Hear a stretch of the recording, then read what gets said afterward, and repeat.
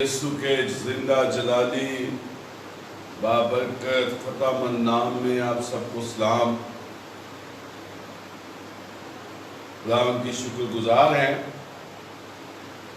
خدا نے ایک اور دن زندگی میں عطا کیا ہے اور ہم اس کے حضور میں جھک سکتے ہیں، اپنی مناجاتیں فریادیں پیش کر سکتے ہیں، اس کے زندہ کلام کو سن سکتے ہیں، اپنے دلوں میں بسا سکتے ہیں۔ یہ خدا کی خاص رحمت ہے، ہم اس کی شکر گزار ہیں۔ ہم نے جو ٹاپک شروع کیا، ہمارا مضمون ہے کیا عورت پاسٹر بن سکتی ہے؟ یہ ہم نے کل اس پہ کافی غور کیا، ابتدا سے ہم شروع ہوئے اور ہم نے ابراہیم، آدم اور حوا سے ہم نے اس کا سٹارٹ لیا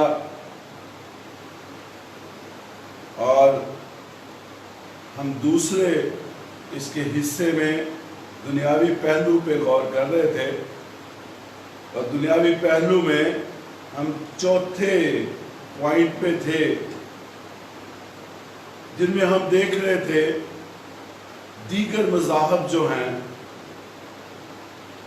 اس میں کیا صورتحال ہے۔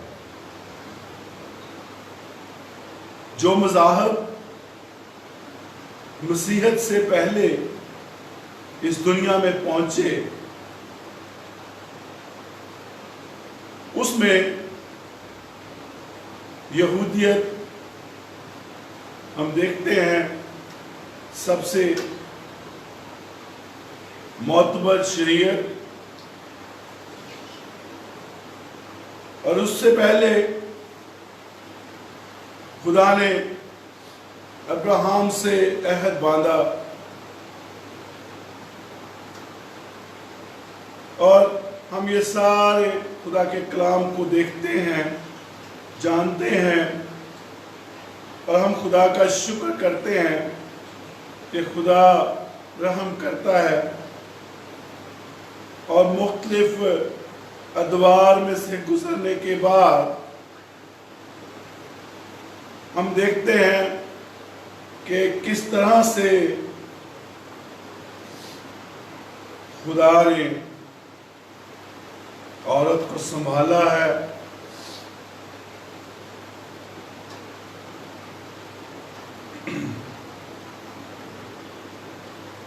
چوتھے پوائنٹ میں یہودیت کہانت کا کام ہیکل میں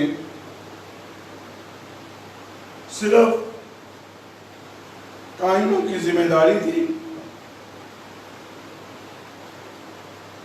اور نہ صرف تھی بلکہ ہے، آج بھی وہی سلسلہ ہے، اور یہودیت میں کوئی عورت کہانت کا کام نہیں کر سکتی۔ اس سے پہلے کے ادوار میں اگر دیکھیں، اس میں بھی خالصتاً مذہبی رسومات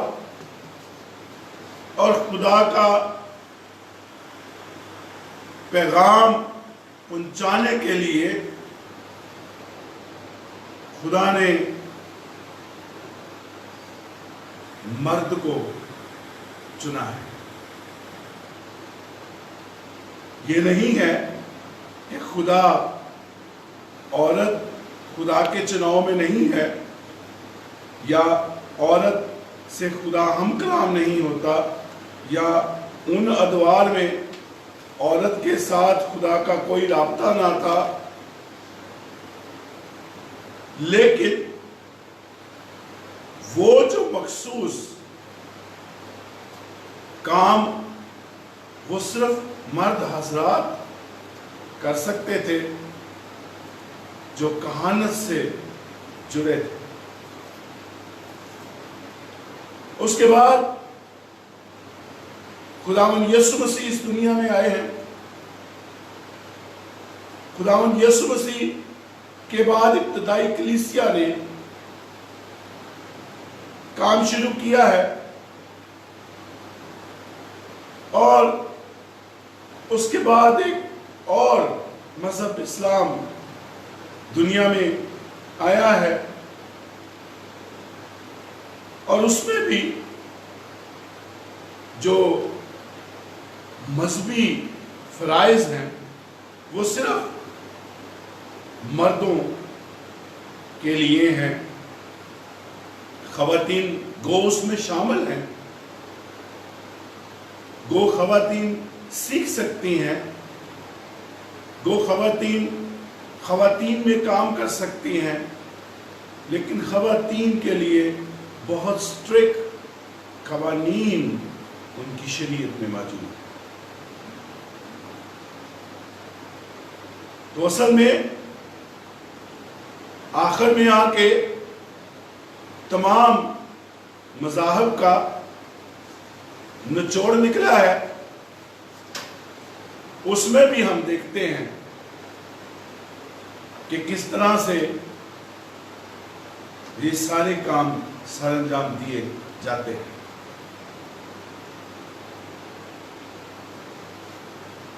تو یہ ایک دنیاوی بات ہم ایک ایسے حصے پہ غور کر رہے ہیں تاکہ ہم دیکھ سکیں کہ دنیاوی طور پر ہمارے ارد گرد جو مختلف حالات ہیں، مختلف مذاہب ہیں، ان کے ہوتے ہوئے مسیحیت بیچ میں ہے اور مسیحیت کے بیچ میں ہم کس طرح سے خدا کے کلام پہ غور کر رہے ہیں. کیا ہم خدا کے کلام کے مطابق اپنی کلیسیوں میں کام کر رہے ہیں یا ہم خدا کے کلام کی تکفیر کر رہے ہیں؟ کیا ہم خدا کے کلام کو چیلنج تو نہیں کرتے؟ کیا ہم خدا کے پلان کو چیلنج تو نہیں کرتے؟ کیونکہ باقی مذاہب میں ہم اگر غور کریں تو اس میں ایسی چیز نظر نہیں آتی اور یہ ایک ایسی ابتدائی بات ہے جس پہ وہ مذاہب بالکل خاموش ہیں کیونکہ ہر چیز ڈیسائیڈڈ ہے. اس میں کوئی بحث کی، کسی چیز کی امینڈمنٹ کی ضرورت نہیں ہے. ان کو ضرورت محسوس نہیں ہوتی اس لیے کہ ہر چیز ڈیسائیڈڈ ہے. لیکن اگر ہم مسیحیت پہ غور کریں تو مسیحیت میں 1956 تک تو ہر چیز ڈیسائیڈڈ تھی. خدا کا الہام تھا. خدا نے جو کلام دنیا میں دیا تھا وہ خدا کا الہام تھا اور ہر بات ایک نقطہ ٹھیک تھا. یہ پاکروں کے وسیلہ سے جن لوگوں نے یہ بات کی ہے اور ان کا کہنا ہے کہ پاکروں نے ہمیں رہنمائی کی ہے اور انہوں نے 1956 میں 21 خواتین کو ordained پاسٹر قرار دیا ہے. اس وقت سے یہ سلسلہ مسیحیت میں جاری ہے. اب سوال یہ ہے کہ کیا 1956 سے پہلے بھی ایسا سلسلہ تھا؟ جو آج ہمارے درمیان ہمارے بزرگ ہیں، اگر آپ ان سے دریافت کریں کہ پرانے دور میں کیا صورتحال تھی تو ہمیں جو لوگ کہتے ہیں کہ پاسٹر نہیں بننا چاہیے ان کی سوچ کو تقویت ملتی ہے 1956 سے پہلے، اور جو لوگ کہتے ہیں کہ پاسٹر بننا چاہیے وہ یہ کہتے ہیں کہ ابتدائی کلیسیا سے تھا، ہم نے اس کو اپنایا نہ. تو یہ مضمون پیش کرنے کا مقصد یہ ہے کہ ہم دیکھیں کہ کیا ایسا تھا، کیا آج ہم خدا کے پلان کے آگے کھڑے تو نہیں ہو رہے؟ کیا ہم ایسا کام تو نہیں کر رہے جو خدا کو ناپسندیدہ ہے، جس کو خدا نے مقرر نہیں کیا؟ کیا ہم ایسا کام کر رہے ہیں؟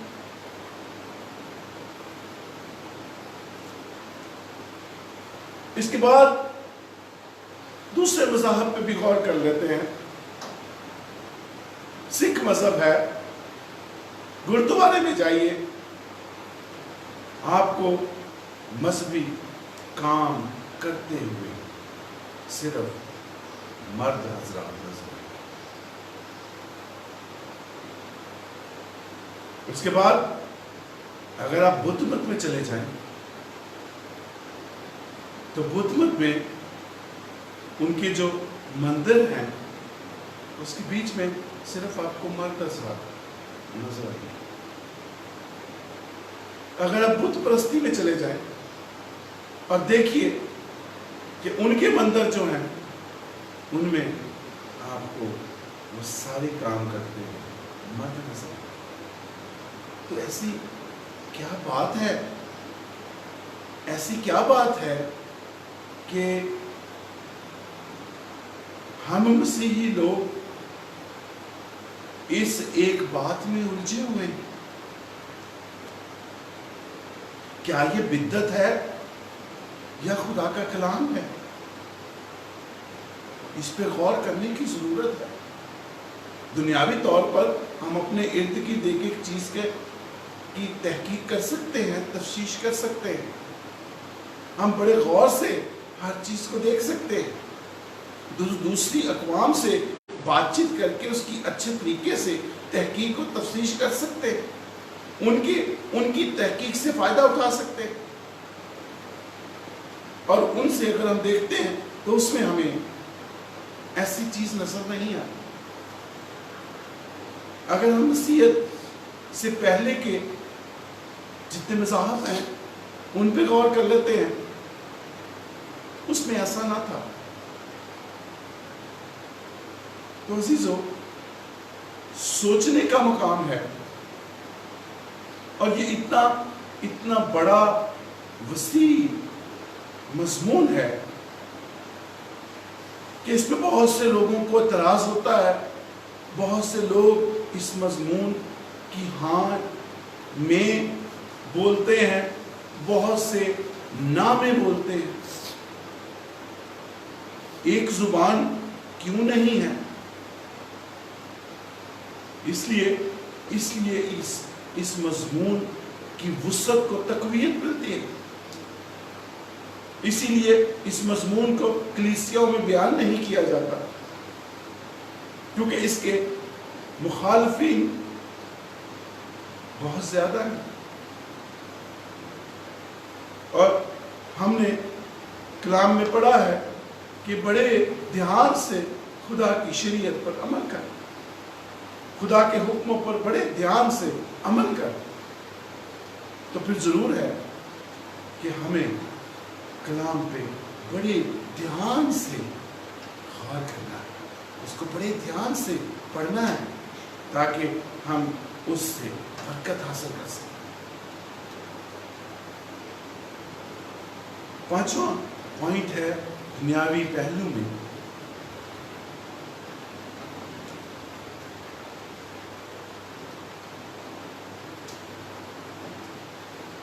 اور وہ پہلو ہے، پوائنٹ ہے، خدا نے عورت کو نازک بنایا ہے، خوبصورت بنایا ہے، میٹھی آواز اس کو دی ہے،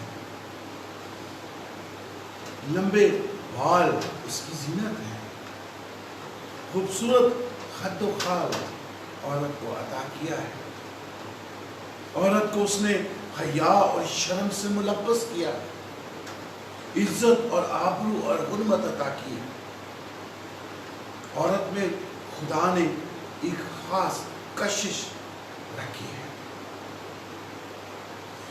تاکہ مرد جب اپنے ماں باپ سے الگ ہو اور اپنی بیوی کے ساتھ رہے وہ ایک تن ہو، اور اس کشش اور خوبصورتی کی وجہ سے عورت اپنی بیوی سے ملا رہے. یہ خدا کا عین ہے کہ وہ عورت مرد کی حکومت میں رہے لیکن شاد رہے اور خاندانی طور پر وہ خانہ داری میں خود مختار ہے. خاندان کے اندر، گھر کے اندر ہر کام کی وہ انچارج ہے اور اپنی مرضی کے فیصلے کرتی ہے، اپنی مرضی سے گھر چلاتی ہے، اپنی مرضی سے بچوں کی تربیت کرتی ہے. غرض کے گھر کی گورنمنٹ جو ہے، گھر کی حکومت جو ہے وہ عورت کی.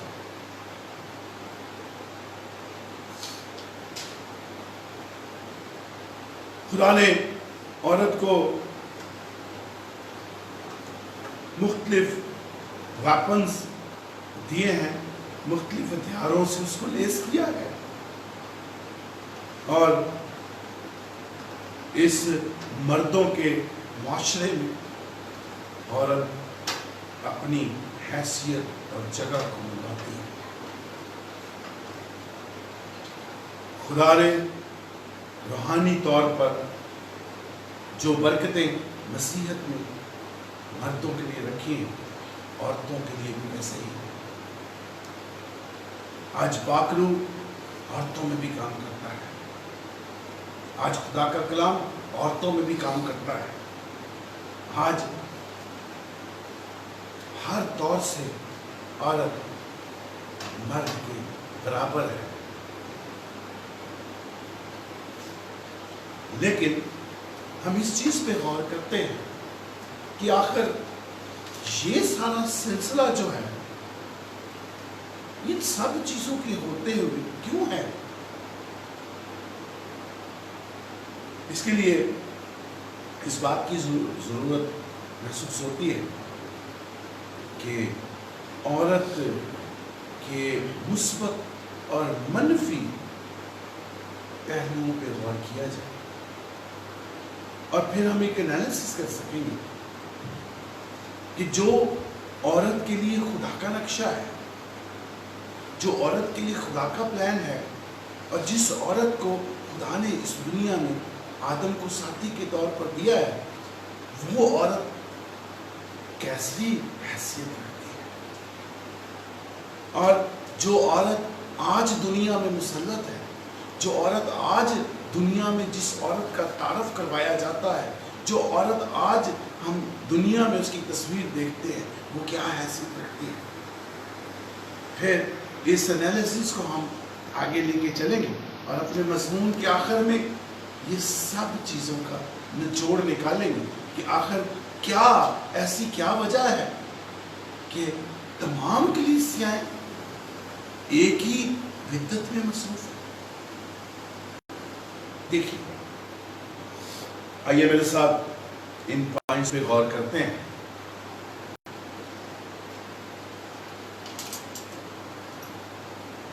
مثبت پہلو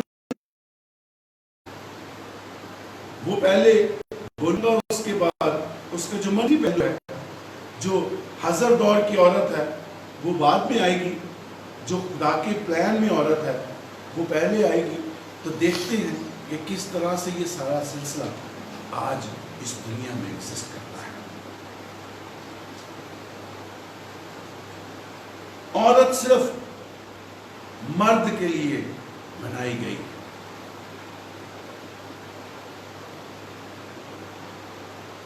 منفی پہلو ہے، عورت کے لیے نہیں بنائی گئی. عورت مثبت پہلو ہے، مرد کے لیے بنائی گئی. اور آج کلیسیاؤں میں یہ کام جاری ہے. اس کی اجازت دی گئی ہے کہ عورت سے شادی کر سکتی ہے، بیاہ کر سکتی ہے. خدا کا پلان جو ہے عورت کے لیے یہ ہے کہ عورت کیونکہ مرد سے نکالی گئی ہے، اس لیے عورت مرد کے لیے بنائی گئی ہے، اس کی ساتھی، اس کی مددگار۔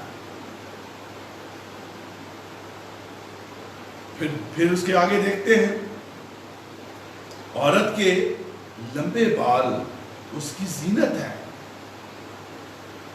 اور کلام مقدس میں اگر آپ اس کے بارے میں دیکھیں میرے ساتھ، پہلا کرنتھیوں اس میں کیا لکھا ہے بالوں کے بارے میں، ہم اس کو بڑے اچھے طریقے سے اپنے مضمون میں پڑھ چکے ہیں، لیکن صرف وہ ایک مخصوص بات جو ہے اس کو ہم ضرور اس پہ غور کریں گے کہ یہ جو بال لمبے عورت کے ہیں، لمبے بال اس کی زینت ہے۔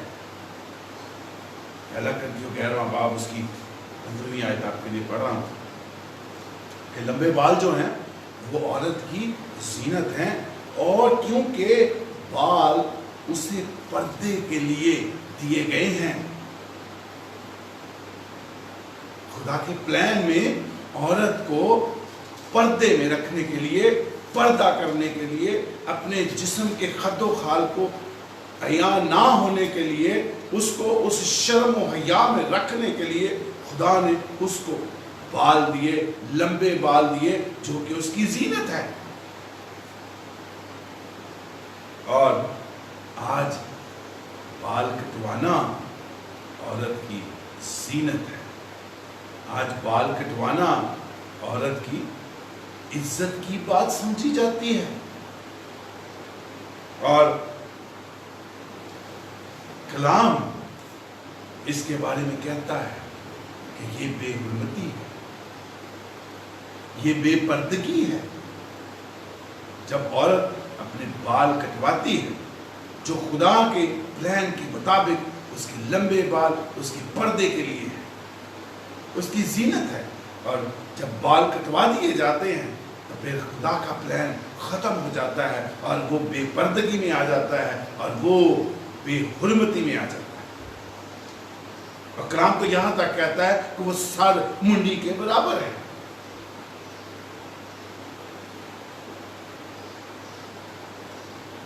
آگے دیکھتے ہیں، اس میں تیسرا مثبت پہلو کیا ہے؟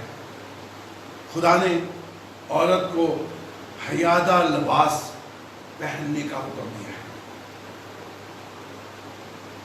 کیونکہ شرم و حیا سے عورت کو ملبس کیا ہے۔ اور ضرور ہے کہ عورت حیادہ لباس پہنے، جس میں اس کے خد و خال نمایاں نہ ہو، اور وہ اس کی حرمت اس پردے میں محفوظ رہے۔ اور ہم دیکھتے ہیں،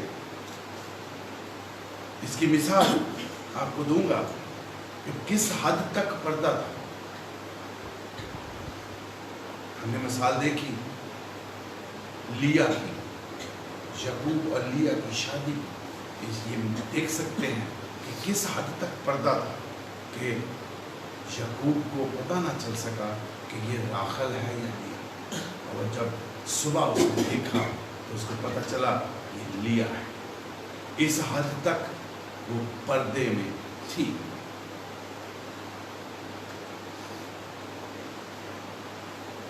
آج کیا سلسلہ ہے؟ آج بےہودہ لباس ہے، اور جتنا شارٹ ہو سکے، اور اس کا نتیجہ آپ تو گناہگار ہیں ہی، آپ تو سرمنڈی بے حرمتی میں آپ تو ملبس ہیں ہی، لیکن آپ جہاں جہاں سے گزریں گی دوسرے لوگوں کو بھی گناہگار کرنا چاہیے، کیونکہ ہر طرف آپ کے لیے راست باز لوگ موجود نہیں ہیں، اور راست باز بھی گر سکتے ہیں۔ اس لیے ایک فتنہ لے کر آج عورت گھر سے نکلتی ہے۔ خدا کا کیا پلان ہے؟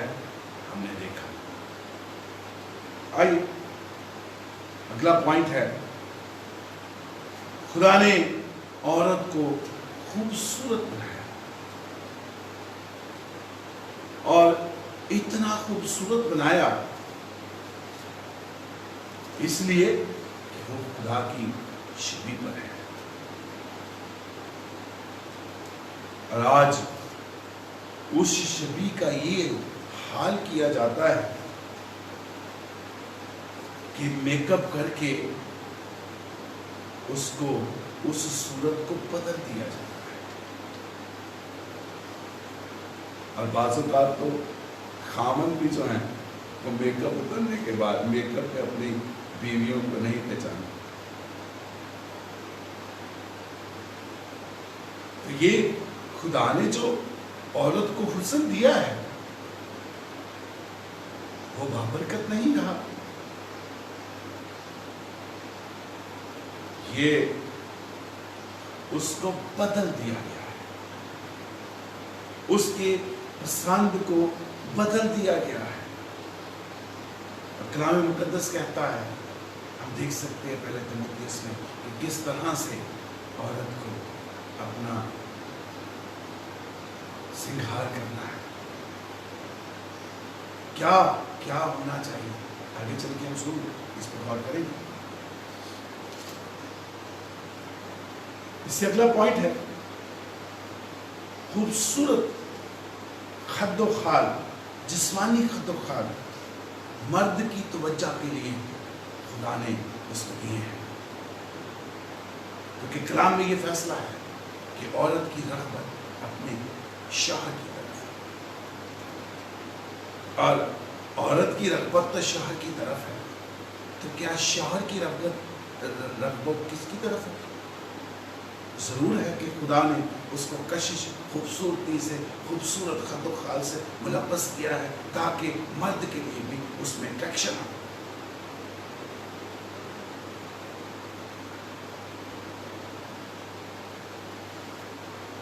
اور آج کل کیا صورتحال ہے، منفی پہلو ہے۔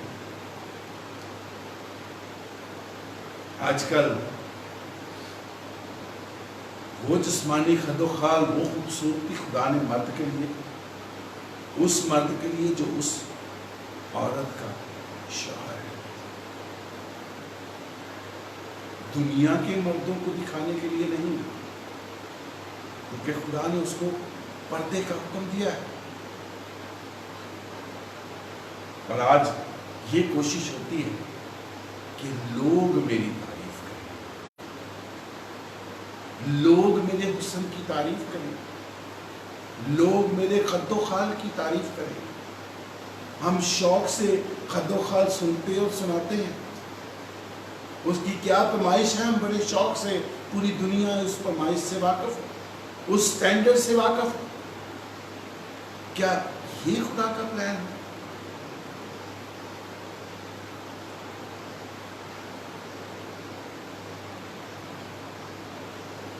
عورت کے لیے اگلا پوائنٹ ہے، عورت کے لیے خدا نے حرمت کی حفاظت اور اس کا دھیان رکھنے کا حکم دیا ہے۔ آج کل حرمت کی اہمیت سے بالکل لوگ غافل ہیں۔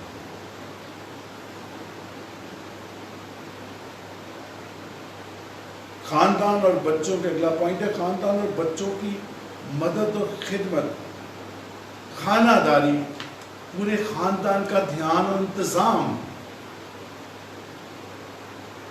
عورت کے ذمہ ہے۔ اور آج کل آج کی عورت میں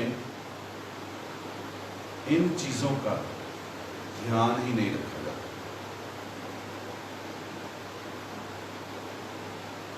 بچوں کی اچھی پرورش تو دونوں کا کام ہے، شوہر اور بیوی کا، لیکن جو راست تربیت ہوتی ہے، جو خدا کا خوف بچوں میں ڈالا جاتا ہے، جو خدا کے کلام کا بیج بویا جاتا ہے، کیونکہ بچے گھر میں ماں کے ساتھ زیادہ وقت گزارتے ہیں. اور آدم کے لیے خدا نے مرد کے لیے کیا مقرر کیا تھا کہ وہ محنت کر کے اپنی خون پسینے کی کمائی لائے گا. تو جو بچے گھر میں ماں کے ساتھ ہیں، ماں کے انتظام میں ہیں، تو تربیت ماں کی ذمہ داری ہے. اور آج ہم بڑے اچھے طریقے سے اپنے ارد گرد دیکھ سکتے ہیں کہ یہ جو ذمہ داری بڑی اہم نسل در نسل ذمہ داری جو خدا نے عورت کو دی ہے، عورت کس حد تک اس کام پہ دھیان رکھتی ہے. اور یہ پوائنٹ اتنا اہم ہے کہ آگے چل کے اس پہ اور غور کریں گے کہ کیا جو خواتین پاسٹر بنتی ہیں ان میں یہ چیز موجود ہے. اس سے اگلا پوائنٹ ہے شوہر کی تابع داری. آج کل اپنی تابع داری میں مصروف ہے کہ شوہر سے اپنی تابع داری کروائی جائے. کلام کو الٹ کر دیا گیا ہے، خدا کے پلان کو الٹا دیا ہے.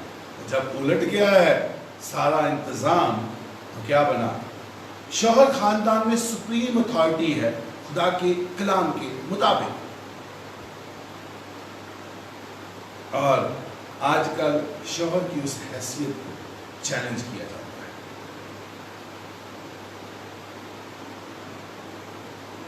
اگلا پوائنٹ ہے شوہر کی طرف رغبت. شوہر جو ہے وہ اس کے لیے اٹریکشن ہے، وہ جس کی محکومیت میں ہے وہ اس کے لیے اٹریکشن ہے. بیٹیوں کے لیے باپ اٹریکشن ہوتا ہے، اور شوہر جو ہے وہ بیوی کے لیے اٹریکشن ہوتا ہے. یہ کلام کی وہ تعلیم ہے جو ابتدا سے موجود ہے. لیکن آج دوسروں کی طرف رغبت ہے. دوسرے لوگ اٹریکشن کا سبب بنتے ہیں، نہ کہ شوہر یا باپ. اس سے اگلا پوائنٹ محکومیت کا نشان. آپ جس کی بھی محکومیت میں ہیں اس کا ایک نشان خدا نے مقرر کیا ہے، اور وہ نشان ہے سر پہ دوپٹہ. اوڑھنی علیحدہ ہے، وہ پردے کے لیے ہے. سر پہ دوپٹہ جو ہے وہ سر ڈھانکنا ضرور ہے، کیونکہ یہ محکومیت کی نشانی ہے. اور آج وہ محکومیت کی نشانی کتنی خواتین اپنے سر پر رکھتی ہیں، کتنی خواتین کو اس بات کا پتہ ہے، کتنی خواتین خدا کے کلام سے آگاہی رکھتی ہیں کہ یہ کس قدر ضروری ہے.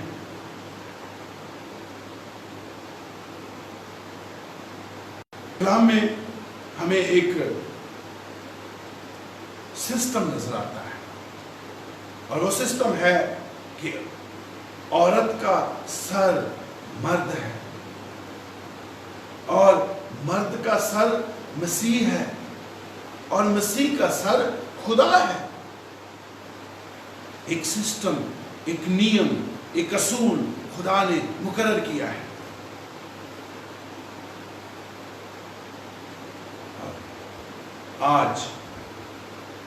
آج خدا کا کلام اور یہ سسٹم، یہ اصول ہمیں نظر نہیں آتا، اس لیے کہ عورت کا سر مرد، مرد کا سر عورت. اپنے ارد گرد دیکھیے. اور اس سے اوپر والے پوائنٹ میں منفی پوائنٹ میں نے آپ کو نہیں دیا تھا، محکومیت کا نشان سر ڈھانکنا. اس کا منفی پہلو ہے کہ مرد کون ہے ہم پہ محکومیت کی نشانی رکھنے والا. یہ جو منفی اور مثبت پہلو ہے، مثبت پہلو تو آپ کلام میں سے دیکھ سکتے ہیں آپ نے سن بھی رکھا ہے اور ان پہ غور بھی کر سکتے ہیں، اور جو منفی پہلو ہیں وہ تو آپ کے ارد گرد ہیں، آپ بڑے اچھے طریقے سے اس پہ غور کر سکتے ہیں۔ اور دونوں کا سر مسیح ہے۔ اصل کیا ہے؟ عورت کا سر مرد، مرد کا سر مسیح، مسیح کا سر خدا۔ یہاں پہ اب سلسلہ بدل گیا ہے، یہاں پہ سلسلہ ہو گیا ہے عورت کا سر مرد، مرد کا سر عورت، دونوں کا سر مسیح۔ تو ہم کدھر ہیں؟ اگلا پوائنٹ ہے عورت مرد کا جلال ہے۔ عورت مرد کا جلال ہے، شان ہے، عظمت ہے مرد کی، عزت ہے مرد کی۔ اور آج کل تھوڑا سا سلسلہ فرق نظر آتا ہے۔ آج کل مرد عورت کا جلال، کیونکہ ابتدا سے ایسا نہ تھا۔ خدا نے عورت مرد کا جلال ہے یہ مقرر کیا ہے۔ اس کے بعد اگلا پوائنٹ ہے عورت کے لیے خدا نے کہا کہ عورت کو سنجیدہ، تہمت لگانے والی نہ ہو، پرہیزگار، ایماندار ہو۔ یہ چند نیم مقرر کیے خدا نے۔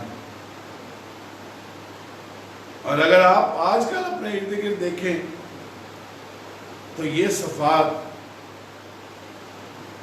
بہت کم ہیں، ضرور ہیں لیکن بہت کم۔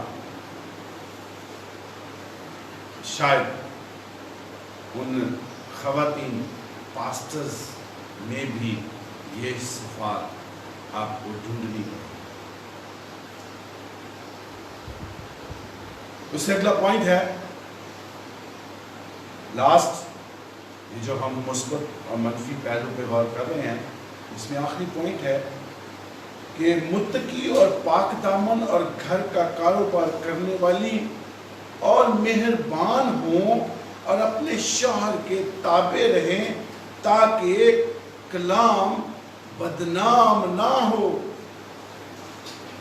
ہم نے سارے پوائنٹس پہ غور کیا ہے، خدا کے پلان پہ، خدا کے احکامات پہ غور کیا ہے، خدا نے جو نیم، جو اصول خاندانی طور پہ پیش کیے ہیں اس کو ہم نے غور کیا ہے۔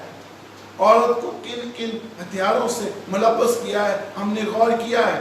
عورت کی کیا حیثیت، کیا سٹیٹس اس نے معاشرے میں، مسیحی معاشرے میں مقرر کیا ہے، ہم نے مثبت پہلوؤں میں دیکھا ہے۔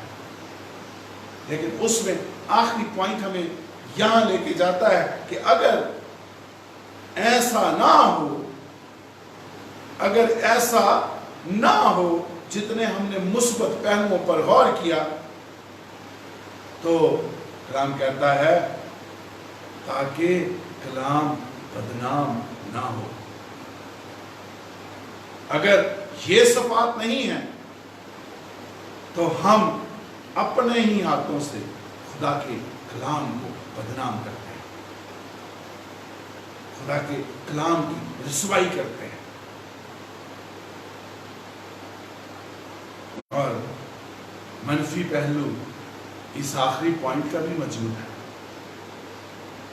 وہ پوائنٹ ہے کہ عورت ان صفات میں کسی حد تک ناکام ہے کیونکہ کلام کی آگاہی نہ ہونے کے برابر ہے۔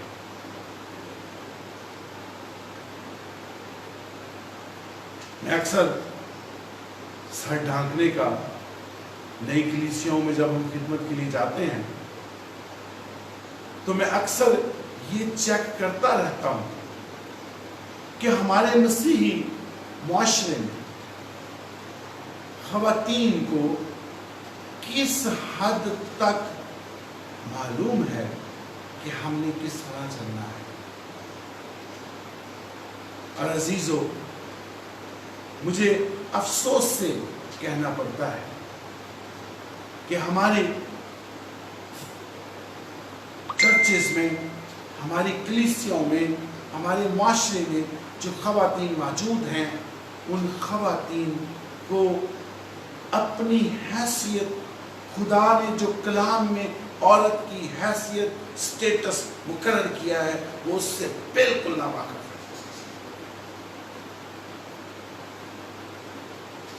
اور اس سب میں سب سے پہلے سرنڈر کرتا ہوں کہ اس میں خادموں کا قصور ہے،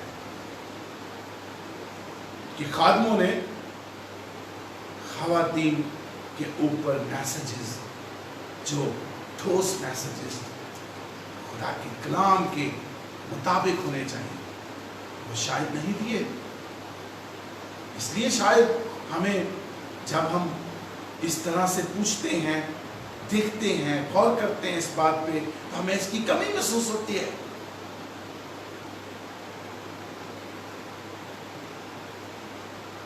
اب ایک ان مثبت اور منفی پہلوؤں سے آپ دو خواتین کا نقشہ اپنے سامنے رکھ سکتے ہیں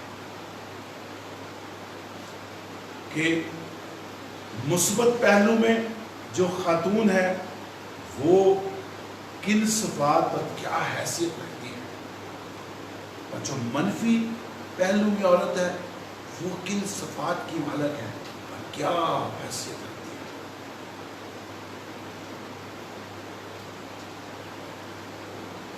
آگے چلتے ہیں۔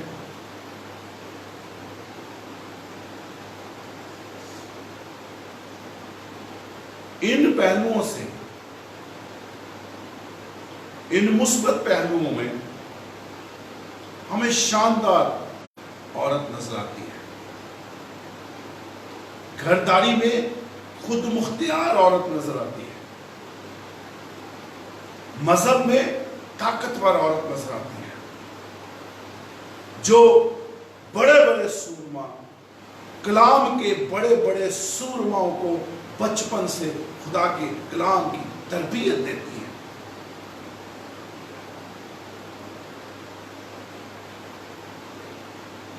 اور منفی پہلو میں ہمیں عورت آزاد نظر آتی ہے، لبرل نظر آتی ہے، اور اس میں عورت میں مذہب نظر نہیں آتا، وہ مذہب سے باہر نظر آتا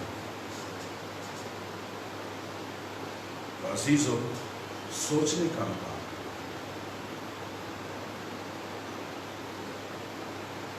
اب دیکھتے ہیں کچھ جلدی سے کچھ پوائنٹ ہیں کہ کچھ حقائق ہیں جو دنیا میں رائج ہیں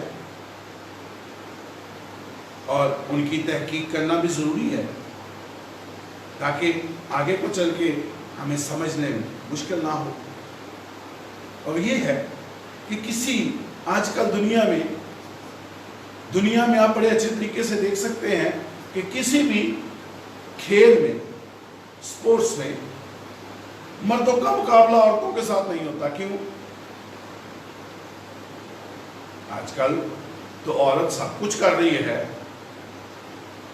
تو پھر کیوں نہیں مردوں کا مقابلہ عورتوں کے ساتھ کروائیں اور برابر سٹیٹس پہ رکھ کے کروا دیں؟ ایسا کیوں ہے؟ اس پہ کبھی کسی نے غور نہیں کیا۔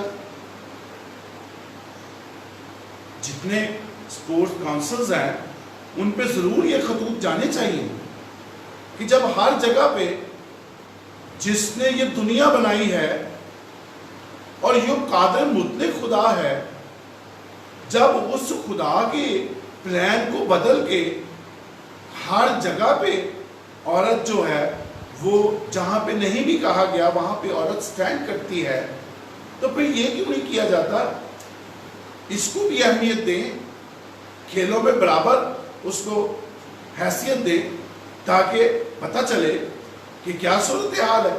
اور اگر اس کا وجہ بتائی جاتی ہے کہ عورت نازک ہے، اتنی طاقتور نہیں ہوتی، اس کی جسامت اتنی طاقتور نہیں ہوتی، اس میں شرم و حیا ہے، اس کی حرمت ہے، اس کی وجہ سے اس کی عزت کرتے ہیں، تو لہٰذا یہ نہیں ہو سکتا کہ ایک مرد جو ہے وہ عورت کے ساتھ مقابلہ کرے۔ جب مرد کا عورت سے مقابلہ نہیں ہے تو پھر مہربانی سے خدا کے کلام پہ غور کریں۔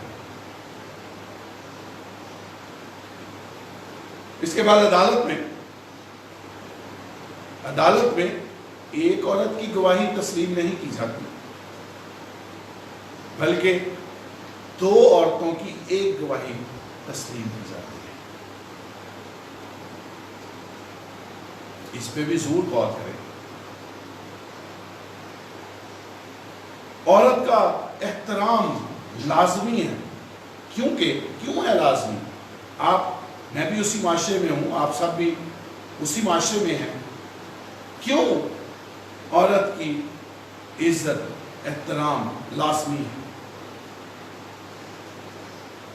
آپ ضرور پیور دنیاوی شخص جس کا کسی بھی مذہب سے کوئی تعلق نہ ہو، وہ نامی مذہب رکھتا ہو، آپ اس سے پوچھیں کہ عورت کو احترام اور عزت کیوں دیتے ہیں؟ آپ کو بڑے ہی خوبصورت پوائنٹس مل سکتے ہیں، آپ ایک اچھی خوبصورت تحقیق کر سکتے ہیں۔ کیونکہ کچھ لوگ کہتے ہیں کہ عورت جو ہے وہ معاشرے کی عزت ہے۔ کیوں ہے عزت بھائی؟ جب ہر چیز تو بے حرمتی میں چلی گئی ہے، پھر کون سی عزت باقی ہے؟ اس لیے کہ یہ نیم دنیا کے شروع سے مقرر ہے، اور وہ نسل در نسل یہ دنیا میں مقرر ہے کہ عورت احترام اور عزت کے لائق۔ کیوں؟ اس کی وجہ ہے کہ خدا نے اس کو حرمت سے ملبس کیا ہے، اس میں شرم و حیا رکھی ہے، اس کو پردے کے لیے کہا گیا ہے، اور جب یہ ساری چیزیں اس پہ مقرر کر دی گئی ہیں تو وہ معاشرے میں عزت کے لائق ہے۔ اگر ہم دیکھتے ہیں خداوند یسوع مسیح نے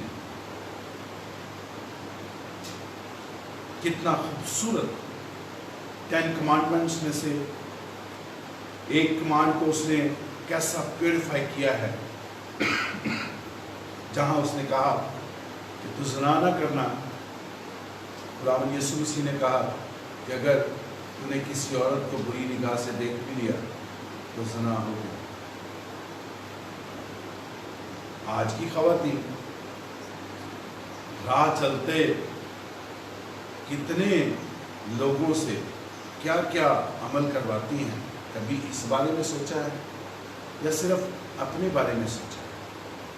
اور اگر اپنے بارے میں سوچا ہے تو کیا یہ سوچا ہے کہ جب آنکھیں بند ہوں گی تو آپ سوئیں گے یا مریں گے؟ کبھی اس چیز پہ غور کیا ہے؟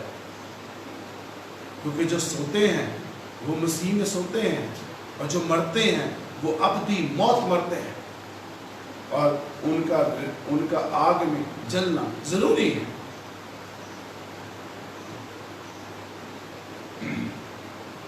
اسے آگے دیکھتے ہیں۔ لوگ کہتے ہیں عورت جو ہے وہ معاشرے کی عزت ہے، خاندانوں کی عزت ہے، مرد کی عزت ہے۔ آج آپ جن مذاہب کو آپ اگنور کرتے ہیں، آپ ان کو کہتے ہیں یہ ابلیس کے فرزند ہیں، یہ بتوں کے پجاری ہیں، یہ آگ کے پجاری ہیں، یہ دوزخ کے میں جائیں گے سارے، یہ آگ میں چلیں گے سارے، بڑی بڑی باتیں۔ آپ ان سے جا کے پوچھیں، وہ بھی آپ کو یہی جواب دیں گے کہ عورت جو ہے وہ ہمارے خاندان کی عزت ہے، وہ مردوں کی شان ہے، اس لیے دیکھتے تو صحیح عورت کو کوئی، ہم اس کو بتاتے ہیں۔ تو پھر ہم مقدس کائنوں کا فرقہ، اس کی مقدس قوم، ہم کدھر ہیں؟ آگے دیکھتے ہیں، معاشرے میں شروع سے اب تک چند خاص شعبے تھے جس میں خواتین کام کر سکتی، اور وہ شعبے وہ تھے جس میں عورت کا احترام، عورت کی عزت، اس کی حرمت محفوظ رہتی، لیکن اس کو بھی تبدیل کیا گیا اور ہر جگہ پہ عورت کو کہا گیا برابر ہے، جیسے مرد کام کرتے ہیں ویسے عورتیں بھی شانہ بشانہ کام کر سکتی ہیں، اور اس کا نتیجہ عزیزو ہمارے خاندانوں کو، ہمارے معاشروں کو برداشت کرنا پڑتا ہے، اور ایسی ایسی پیچیدگیاں ہماری بیٹیوں، ہماری بہنوں کے لیے برداشت کرنی پڑتی ہیں کہ خاندان کے خاندان برباد ہو جاتے ہیں۔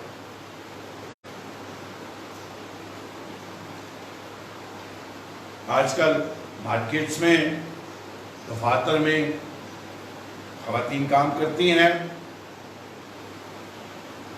اور یہ سب باتیں میں ساری خواتین کو نہیں کہہ رہا، میں ان خواتین کی بات کرتا ہوں جو اکثریت میں ہیں، جو اقلیت میں ہیں، اقلیت میں بھی بہت ہیں جو اس نظام کے تحت چلتی ہیں، اور جو اس نظام کے تحت نہیں ہیں ان پہ بھی ہم غور کر رہے ہیں، ساتھ ساتھ پیرالل دونوں خواتین کو لے کے چل رہے ہیں۔ تو اس لیے مہربانی سے میری بہنیں، میری بیٹیاں اس چیز پہ غصہ نہ کریں کہ میں ہر چیز نیگیٹو ہی پیش کرتا جا رہا ہوں، کیونکہ میں ہر پہلو کو کھول کھول کے پیش کر رہا ہوں تاکہ ہمیں اس مضمون کو سمجھنے میں آسانی ہو۔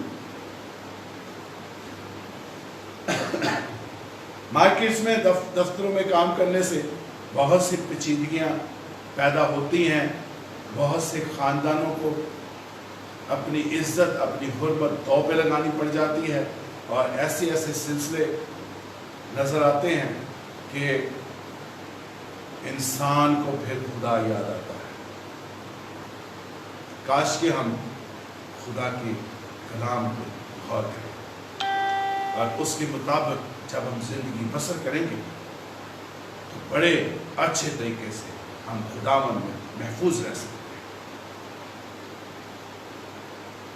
کیونکہ عورت کا سب سے بڑا مسئلہ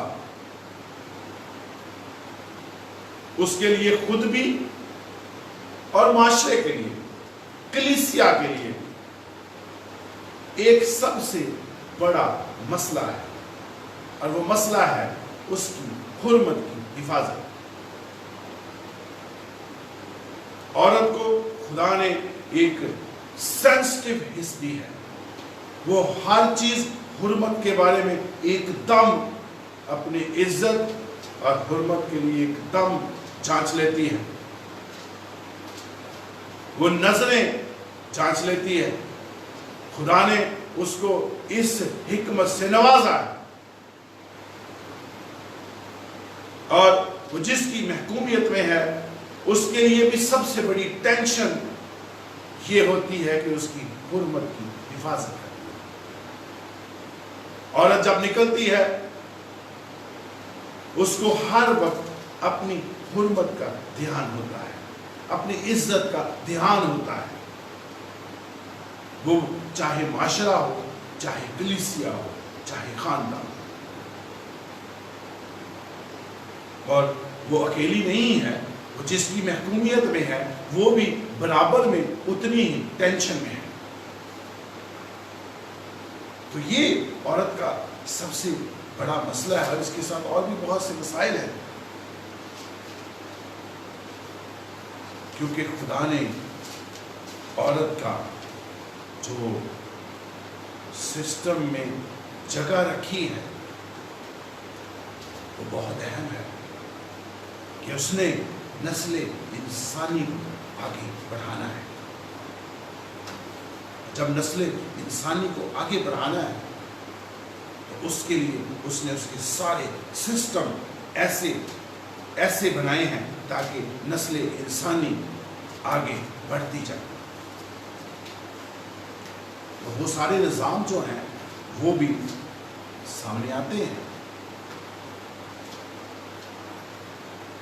تو یہ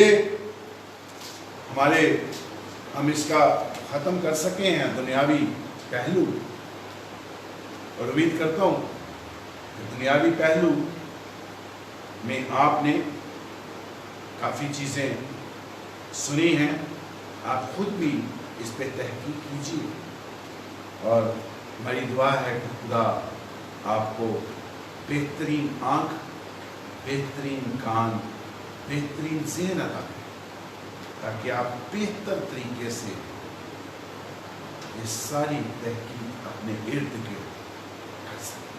آپ خود تحقیق کر سکیں. آپ کسی کی تحقیق پہ مت رہیں، آپ اپنی تحقیق خود کیجیے. خود جو تحقیق کی جاتی ہے اس میں بالکل دماغ مطمئن ہوتا ہے. تو